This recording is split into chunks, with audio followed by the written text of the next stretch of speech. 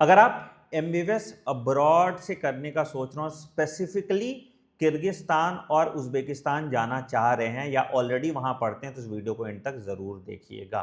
ठीक है, अभी इंडियन एम्बेसी इन किर्गिस्तान ने कुछ एडवाइजरी जारी की है और एक हरियाणा मेडिकल काउंसिल ने भी एक एडवाइजरी जारी की है, तो उन दोनों के बारे में हम डिटेल में बात करेंगे। बट वीडियो शुरू करने से पहले मैं एक सजेशन आप सभी बच्चों को देना चाहता हूं। जो भी बच्चे एमबीबीएस अब्रॉड से करने का सोच रहे हैं और आप किसी भी कंट्री या किसी भी यूनिवर्सिटी जा रहे हैं, तो प्लीज एक बार मुझसे और मेरी टीम से बात कर लीजिएगा। हेल्पलाइन नंबर हमारा है 9007002666, है ना। इस हेल्पलाइन नंबर पे हमसे रीच आउट कीजिए या एक गूगल फॉर्म हम दे देते हैं, उस गूगल फॉर्म को भर दीजिए, हमारी टीम आपसे बात कर लेगी, ताकि आप गुमराह ना हो। क्या होता है, एक गलत डिसीजन आपका 6 साल और बहुत सारे पैसे बर्बाद कर देता है। तो सबसे पहले तो हम इस पे डिस्कस करते हैं कि आपके लिए एमबीबीएस अब्रॉड सही है भी या नहीं।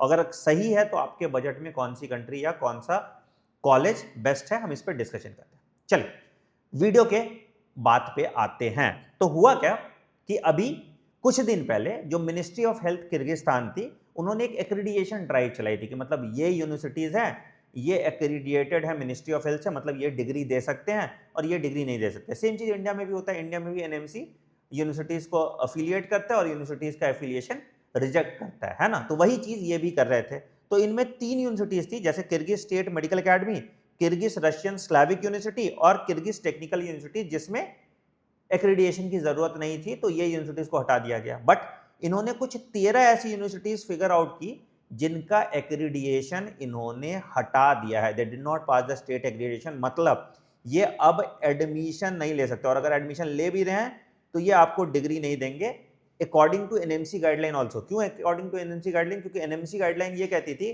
कि भैया आप ऐसी यूनिवर्सिटीज में जाइए जो वहां की मिनिस्ट्री ऑफ हेल्थ अप्रूव करे और वहां पे उसको डिग्री दे दे। ठीक है, अब दो तरह के बच्चे इस वीडियो को देख रहे होंगे। पहला, वैसा बच्चा जो ऑलरेडी इस यूनिवर्सिटी में कहीं पढ़ रहा होगा, तो वो बच्चे को परेशान होने की जरूरत नहीं बेटा, क्योंकि जब आपने यहां एडमिशन लिया था तब तो कोई दिक्कत नहीं हुआ था आपको, तब तो आपको कुछ बताया नहीं गया था कि आपका एक्रेडिएशन है या नहीं है। अगर कोई यूनिवर्सिटी या अगर कोई मिनिस्ट्री ऑफ हेल्थ नया रूल लाती है तो वो नए बच्चों के लिए एप्लीकेबल होगा, एग्जिस्टिंग बच्चों के लिए एप्लीकेबल नहीं होगा।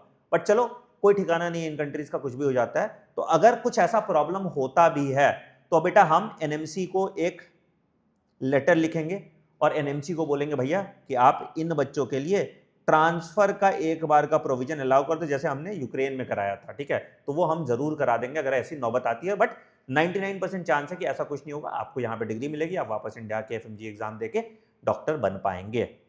But this is an awareness message for all student जो नया एडमिशन ले रहे हैं, और स्पेसिफिकली कि जो बच्चे प्राइवेट कॉलेज को बहुत ज्यादा तवज्जो देते हैं। बेटा प्राइवेट कॉलेज के चक्कर में रहोगे तो ये कभी भी किसी भी यूनिवर्सिटी के साथ हो सकती है, specially people going to Kyrgyzstan, Kazakhstan, Uzbekistan, वहां पे बहुत सारी प्राइवेट यूनिवर्सिटीज खुल रही हैं। और ये क्या है, ये डेली बेसिस पे अपने रूल्स बदलते जा रहे हैं, तो कहीं तुम प्रॉब्लम में नहीं फंस जाओ, इस चीज को ध्यान में रखना है आप सबको। ठीक है, तो ये वाली बात हो गई कि इन यूनिवर्सिटीज है जो एक्रेडिएशन पास नहीं की। इनमें से कुछ यूनिवर्सिटीज हैं जिन्होंने 6 साल का एक्रेडिएशन पास कर गया। कौन कौन सा यूनिवर्सिटी है? Osh state university, international higher school of medicine IIHM, Asian international university, ठीक है, इंटरनेशनल यूनिवर्सिटी ऑफ किर्गिस्तान। ठीक है, ये यूनिवर्सिटी जो है 6 साल के लिए इनका एफिलिएशन वैलिड है। आप इन यूनिवर्सिटीज में एडमिशन ले सकते हैं क्योंकि 6 साल तक आप सेफ रह रहे हैं। बट कुछ यूनिवर्सिटीज है जिनको सिर्फ 1 साल का एक्रेडिएशन मिला है, मैं रेकमेंड करूंगा आप इन यूनिवर्सिटी में नहीं जाइए, क्योंकि भैया 1 साल का मिला है। ठीक है, अब आगे क्या होगा तुमको नहीं पता है। चलो मान लेते हैं कि अगले साल इनको मिल जाएगा, बहुत अच्छी बात है, नए बच्चे आएंगे। अगर मान लो अगले साल इनको नहीं मिलेगा तो तुम्हारा आखिरी बैच हो जाएगा, तो क्या तुम पे उतना ध्यान दिया जाएगा? तो अगेन, क्यों रिस्क लेना और क्यों ऐसी यूनिवर्सिटी में जाना जिनको सिर्फ 1 साल का एक्रेडिएशन मिला हुआ है? तो इस चीज को भी मैं रेकमेंड करूंगा कि आप नहीं जाइए। मैं इन जनरल भी यार किर्गिस्तान के लिए बच्चों को मना ही करता हूं, बट ठीक है, अगर तुम्हारा बजट इशू है, कम बजट में तुमको कॉलेज जाना है, then Kyrgyzstan is the only option left with you. ठीक है, अब दूसरी बात पे आते हैं कि ये थोड़ी अतरंगी सी चीज हुई फॉर उज्बेकिस्तान।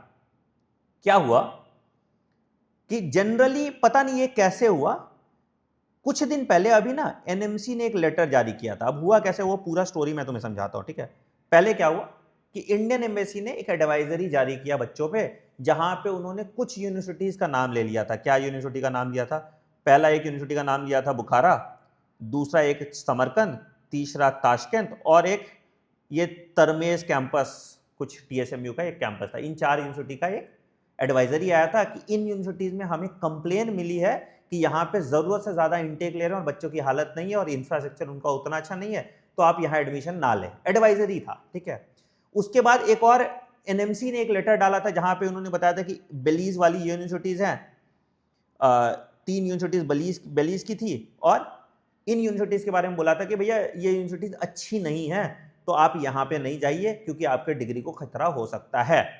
अब क्या हुआ कि NMC ने फिर based on the Uzbekistan ministry के एडवाइजरी, मतलब उज्बेकिस्तान मिनिस्ट्री ने एम्बेसी ऑफ उज्बेकिस्तान इंडिया के एडवाइजरी पे ये एक लेटर निकाल दिया था जहां पे उन्होंने ये एडवाइजरी जारी कर दिया कि आप इन 4 यूनिवर्सिटीज को एडमिशन को फिर से कंसीडर कीजिए, ठीक है।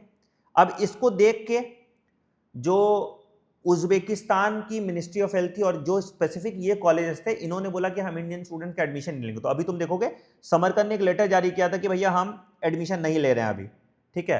ताशकंद ने भी लेटर जारी कर दिया था कि हम एडमिशन नहीं ले रहे हैं अभी। बुखारा ने ऐसा कोई लेटर नहीं डाला है, तो ये मेंशन नहीं किया है उन्होंने। बट अब हुआ क्या कि out of nowhere Haryana medical council ने क्या किया, इन सारे कॉलेजेस का लिस्ट का एक बना के इसको जनरल पब्लिक को एक अपील दे दिया कि भैया आप इन सब यूनिवर्सिटीज में एडमिशन मत लीजिए, यहां पे दिक्कत हो सकता है। इसमें लिखा है कि student seeking admission in the above mentioned institution और सिमिलर नॉन कंप्लायंट कॉलेज में face serious consequences including non recognition of the medical qualification in India, ineligibility to register with NMC, ठीक है। अब देखो यार, मैं बहुत क्लियरली बताता हूं, मैं उज्बेकिस्तान बहुत गया हूं, ठीक है। मैं समरकंद भी गया हूं, मैं ताशकंद स्टेट मेडिकल यूनिवर्सिटी भी गया हूं। समरकंद में बिल्कुल जरूरत से ज्यादा एडमिशन इन्होंने लिया है, ठीक है। ताशकंद स्टेट मेडिकल यूनिवर्सिटी में जब ये Tashkent medical academy, paediatric, dental, ये तीनों को मर्ज करके इन्होंने एक नई कंबाइन करके बनाई थी और इसमें इन्होंने कम एडमिशन लिया, ऑलरेडी इसको इन्होंने फिक्स कर दिया था। तरमेश कैंपस का मुझे नहीं पता, मैं कभी गया नहीं हूं। बट अब इस एडवाइजरी का क्या मतलब है कि क्या आपको इन कॉलेजेस में एडमिशन नहीं लेना चाहिए? बेटा देखो, उज्बेक में क्या है मैं बता देता हूं। उज्बेक में basically Tashkent state medical university, ठीक है, ये सबसे अच्छी यूनिवर्सिटी है, ठीक है। तो ये तो आप ले सकते हो एडमिशन, बट अभी क्या इसका एडमिशन ओपन है? नहीं, इसका एडमिशन अभी ओपन नहीं है। लोग अभी स्पेकुलेट कर रहे हैं कितनी सीट देंगे, कितनी सीट नहीं देंगे लोग, लेकिन एडमिशन अभी उठा रहे हैं, ठीक है। दूसरा आपका हो गया समरकंद। समरकंद भी अभी कितनी सीट देगा आपको पता नहीं है, बट इसका भी एडमिशन ओपन नहीं है। बट क्या आपको एडमिशन लेना चाहिए? बिल्कुल अच्छी यूनिवर्सिटी से आप यहाँ पे एडमिशन ले सकते हैं, ठीक है। तीसरा आपका बुखारा है, बुखारा अभी एडमिशन ले रहा है, आप बुखारा में ले सकते हैं एडमिशन। और चौथा आपका है फरगना, ठीक है।